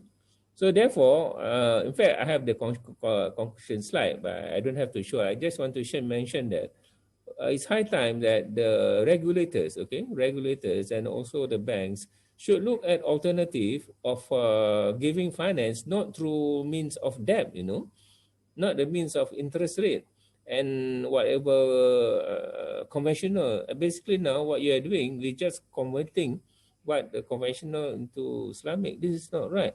There's issue of sustainability, humanization. Therefore, you should move into other type of alternative. For example, the best one that I can think now is Wakaf. Where is the Wakaf instrument? This is the main instrument that, what they call that under Islam. We are trained by this.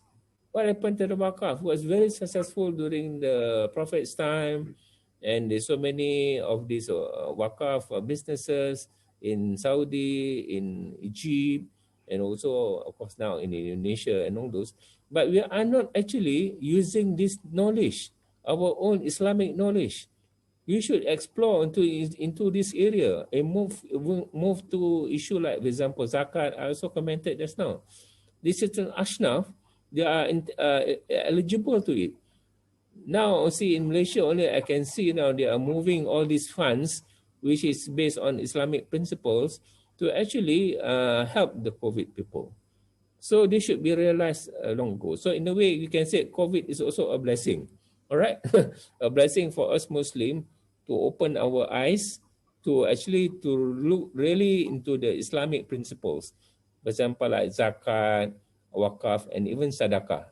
Even sadaqah is not compulsory. And the main thing is, I think Prof. Umar can also conclude later on. There are three things that that will bring us to the grave, right? One is, of course, the sadaqah, right? Sadaqah jariyah. This is one thing. Then the sharing of the knowledge, and of course the prayers of the good children. Okay, so I totally agree with him maybe if we can have a resolution for this conference, we do a research. Maybe UMY, IIUM, Unusila, Unida. Okay, we should do more research with regard to what do you call that, Islamic principles finance. Okay, it's my answer. So the second one, maybe Prof. Rizal can answer with that. Okay, please, Dr. Rizal, to continue answering. There is a question from Anas Abu Jaish. Anas, yes. Okay. Thank you so much, Dr. Umar, Mr. Chairman. There's a question about the assistance that can be provided to the SMEs. Yeah, I agree with your suggestion that we need to do some things as a university. We have the human capital, we have the technology that we can use to get access to those, and we can share, we can help those in many aspects, managing business, especially for those that moving, upgrading them, increasing their capacity for the online marketing, online management, online business that they have. Yeah, we can make assessment which media which is better they have. We can help them also with the website also. Yeah, we can assist them with there are a number of free internet that they can promote their product. Yeah, and also the social media as well. So this is one of the things that the university people, I can see that quite a number of the participants here from many universities, as we can see that the SMEs, yeah, still lack of ability to adapt with this situation. Yeah, only see my presentation before, only 5% that never been done, never had with the online marketing, then have the online marketing. But there's still another large number, yeah, almost 50% that still do not move at all to the online marketing. So this is a challenge for us at the university level. We can make the, if it is Indonesia, we have the program with the community engagement. I believe the idea of the community engagement that the university have can be directed to that area. Yeah, there is also some program to increase the health protocol, COVID. They adhere to the COVID protocol, but I think it is more strategic that the university student people help to improve the capacity. One of the very important is capacity to move to the online business, because at this time, if you don't do online, you're very limited. You cannot do much. So this is one of the things. And then about the fund, managing the fund, yeah, I believe also that it is something that we can do, but perhaps the government maybe can increase the value added of the money that they send to the SMEs, yeah, in terms of grant and some in terms of loan. Yeah, they can also use the university, yeah, to hand in hand, so the university can help how to use the fund effectively. Yeah, just worry if the fund is given and they just use for consumption. Yeah, in fact that for the business, the support is given for them to run the business more effective, and then they can wake up and then they can run the business well. Yeah, but in different way. Let's say we have a normal way. This one, the demand is still there actually. Yeah? The demand is still there. That the but then they cannot access. So with this online, yeah, the connection is there. So this, I agree with this suggestion. and then more training, a lot of trainings, yeah, that I think we can give. But perhaps if we do offline training, that's supposed to be another challenge with the COVID protocol that we have to do. Yeah, and we don't know when the COVID go away from our life, but seems maybe it will stay forever, and not sure also about the vaccine. So we have to have the proactive program, the university, and then I think the government so far do not involve much the university. I think this is one of the solution also, yeah, especially Indonesia. Maybe they think that the university just and some universities are still busy with their own problem also because they're affected by COVID. But I think, yeah, we have to wake up and then to do something, although in difficult situation. But I think university have capacity to do that. Okay, I think that's all. Thank you, Dr. Umam. Assalamualaikum. Waalaikumsalam warahmatullahi wabarakatuh. Thank you very much for the result. So there is from here, there is no the name, just Asus to everyone. I strongly agree with Dr. Zul about the need of Waqaf and Zakat to use as new financial assistance, but government policy should focus on this. Okay, we are at the end of our seminar, I think, because we have already in 11 and already in 12 for Malaysian time. But before ending this seminar, I would like to ask Prof. Moha and then Prof. Zul and last Dr. Rizal to give his last statement or last also can highlight some issues on Waqaf, Zakat and others. Please, I would like to welcome first for Prof. Moha and then Dr. Zul and then Dr. Rizal. Yeah. Yes, please, Prof. Moha. Okay, thank you, Dr. Horil.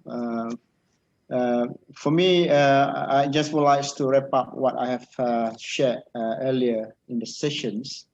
That during the COVID-19 now, that we really have to understand the issues and challenges faced by MSMEs that may have been different than the normal times that they have, normal or some other times that they used to have. So specific issues that we can understand, the better for us to aware of their needs, for us to address any possible solutions for SMEs to be sustainable in the markets.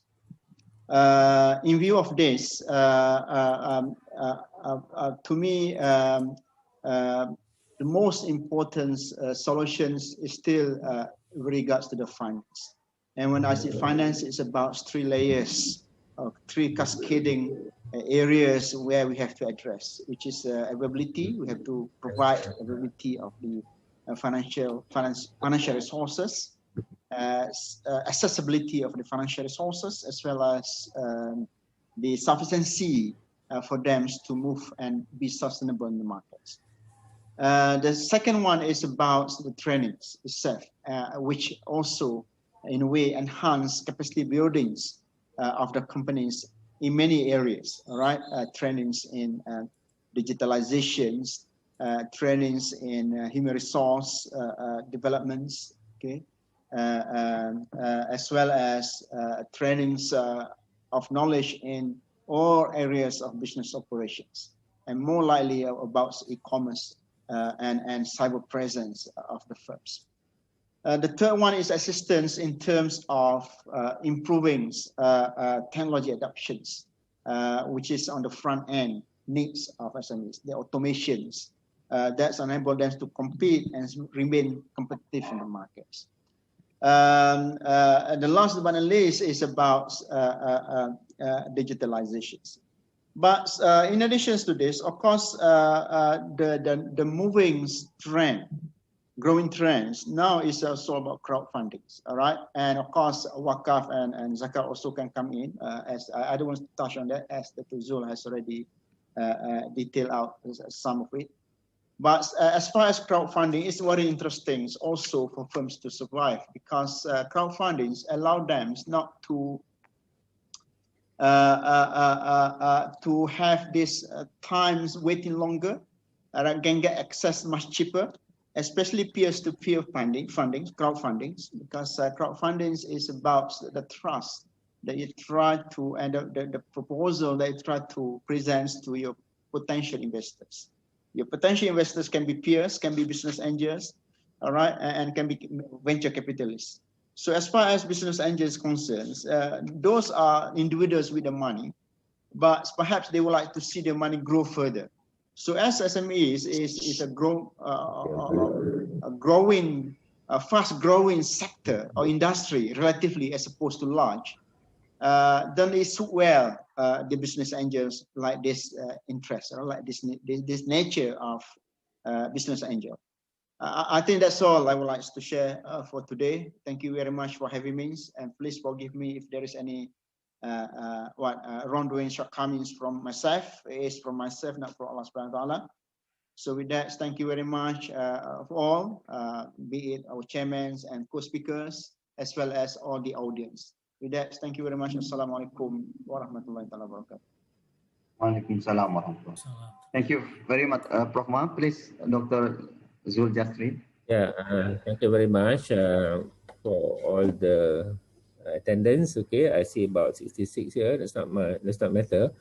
But I would just like to I think most of it also mentioned by Prof, is that there's a need now to look to alternative way of doing business. Okay, COVID teaches us many things, right? Need to be together, community work, all right, tolong menolong, gotong royong, whatever this we call in Malaysia gotong royong. I don't know what you call it in Indonesia. There's a need to look at things that, yeah, you will have to look at things from the macro perspective, not so much of micro. Micro also yes, but what I'm trying to say here is that this is not only one way for us to do business, not that way, all right? So when you isn't that way, then everybody get caught, you know. And most of the small business, they get caught because they are not prepared, right? We talk about literacy just now. They are not prepared. They do not know. In Malaysia, we have the experience that the small business are not separating the business income and their individual income. This is a very big issue here. Because when you have business income, that business income is supposed to add up as return earnings to build up your business. But if you mix around your individual income and your business income, then we have problem in using the business income for spending. You know, you buy car, you use credit card and whatnot. So at the end of the day, you can't really distinguish which is actually your money, which is actually your business money. All right, so that is called literacy, and literacy, Prof. Maha mentioned, can really be dealt from training. More so, as I said, is we are need now. All these 4 universities must gather together and form up a team to look into the research aspects. Okay, and that also has been mentioned: training, form of digitalization, literacy, and also finding out new product. Understand, Pak Umam, in UNIDA, you have a wakaf center, right? Yes. Yeah. So I think we have utilized your wakaf center and for the benefit of these 3 universities. Inshallah. You can do presentation there. Inshallah. All right, that's all for me. Thank you very much. Thanks for all listening to me. Thank you. Thank you very much, Dr. Zul. Please, Dr. Rizal.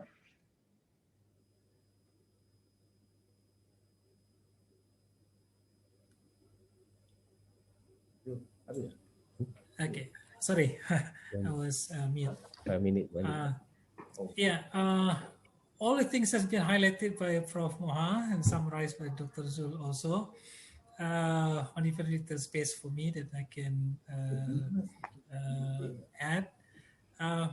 I see this one of positive things of this COVID is now people buy more to their neighbor. I can see that phenomenon. Usually they go, some of my friends, most of them go to the supermarket, hypermarket, yeah. But then because of the COVID, they don't go out for quite long, and buy what they need for the community along them.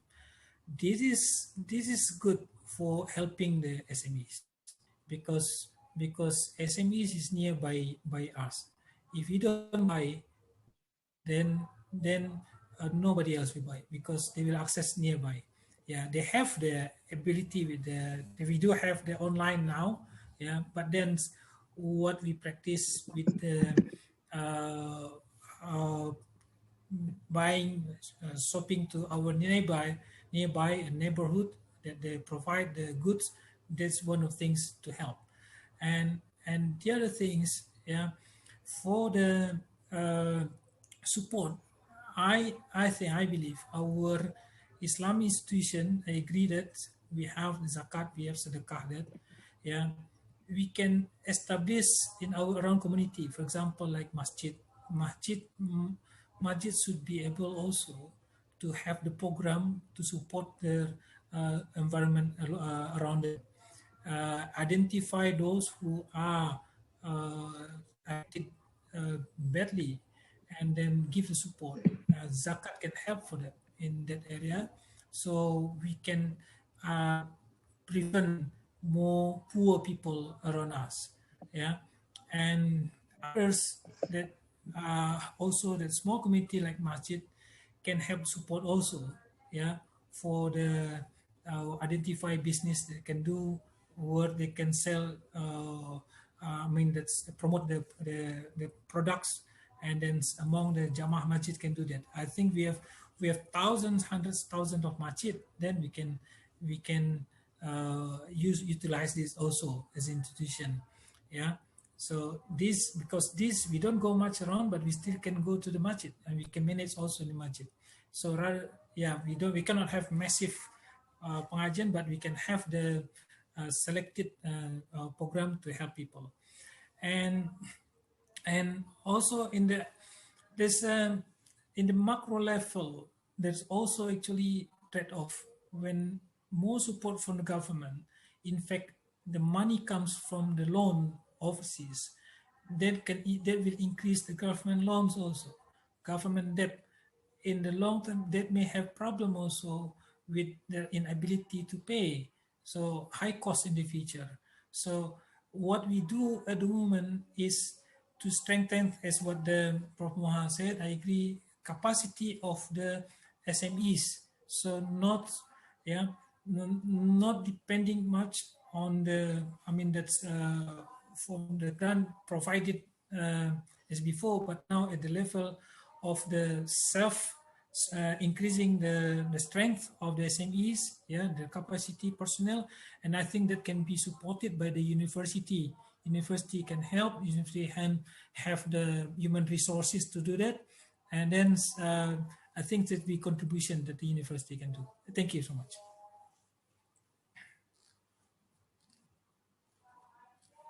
Thank you very much, Dr. Rizal Yahya. And then we are at the end of our webinar. Inshallah, we will have another seminar online, inshallah, and hopefully we also can have the offline version one. And to end this seminar online, I would like to highlight a very important things. Actually, today we are learning together, we are increasing our knowledge, and then we can be the person who has adab, because in Islam, the term of teaching is ta'dib. Mean we are becoming has adab. Adab meaning is we know who we are. We know who we are in front of our God. And today, actually, we are talking about human as human and how human can solve the problem. But unfortunately, sometimes human is reducing his humanity. He is not realizing that he is the key actor in this world. And another, there is the concept of taskhir. Another is actually under our control, but unfortunately today, humans thinking to make zulm to other human, and then sometimes we find human not understand about his position in front of God. He is so afraid about rizq, and he doesn't know that the rizq is from God, but the thing that he has to do is to do his best in this world. And today we are learning we have to put ourselves in our sector. If we are academicians, we can do research, we can give some alternative to the governments, to SMEs and others. And this book is actually about that. This book is done by academicians, by researchers. We are doing research to many SMEs. And by this research, hopefully, we can understand better SMEs and we can make them more literate and more have a better understanding about how to face the problem in this world, because actually there is no problem actually in this world. The problem is about can we have syukur or sabr, because a Muslim every time we have the problem, we just have two choices, whether we have syukur or whether we in sabr. And finally, we really very interested in this today. There are many aspects highlighted today, and we see the importance of MSMEs, which is in GDP, his portion is less than the big entrepreneurship, the big firms, but in terms of employment, it has a bigger share in the country. So concentrating to the MSMEs will lead us to the real fair, and we can give the solution for our current or modern problem of economic, which is inequality.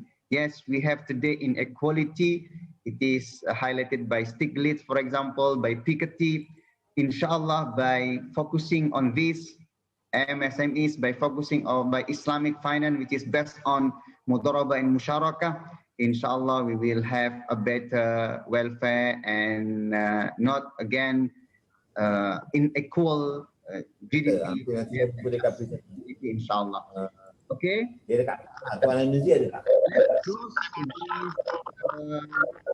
we can take quotation first. Everybody has video because we want.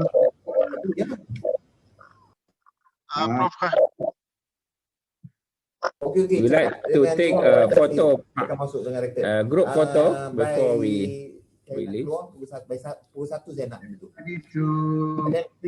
Di mana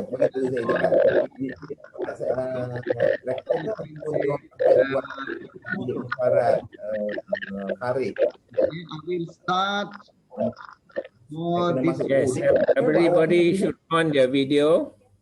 Inshallah. Until 3 for the first. 1, 2, 3 smile. 3. Yes. Yes. So for the next, I would like also everybody to turn on this video. 1, 2, 3. Okay, for the next. The share screen maybe need to stop. Oh yeah. Oh, my screen is still. Yeah. Okay, I will stop first. Yeah. So we can have the video. I don't. Stop presentation. Stop presentation. Stop presentation. Stop presentation. I think it is stopped already. Not yet. Not Share yet. screen. Stop share screen. Yeah. Yes. Yes. Now. So we repeat from the first. Yes, please. Everybody has his own video. Okay, we start 1, 2, 3. February. Bismillah. Yes. Let's open the Second, video. yeah, to open the Wait, video. wait a second. Foto saya. Open the video. Kalau masa gambar macam ni kau masuk. Okay. 1, 2, 3. Yes. Thank you very much for all the participants. Yeah, thank you very much. Please, everybody, to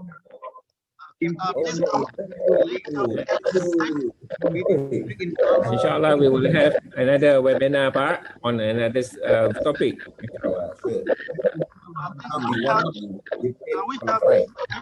We close by reciting Alhamdulillah. Alhamdulillahi Rabbil Alamin. Assalamualaikum warahmatullahi wabarakatuh. Waalaikumsalam. Waalaikumsalam warahmatullahi. Okay, let's go. Yes. Birthday boy. Okay. Let's go. Yes. Everybody. Thank you so much.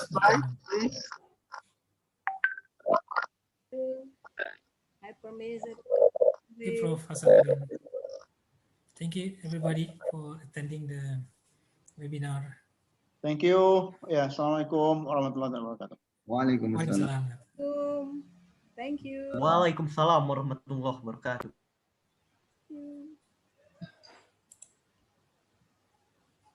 Assalamualaikum warahmatullahi wabarakatuh.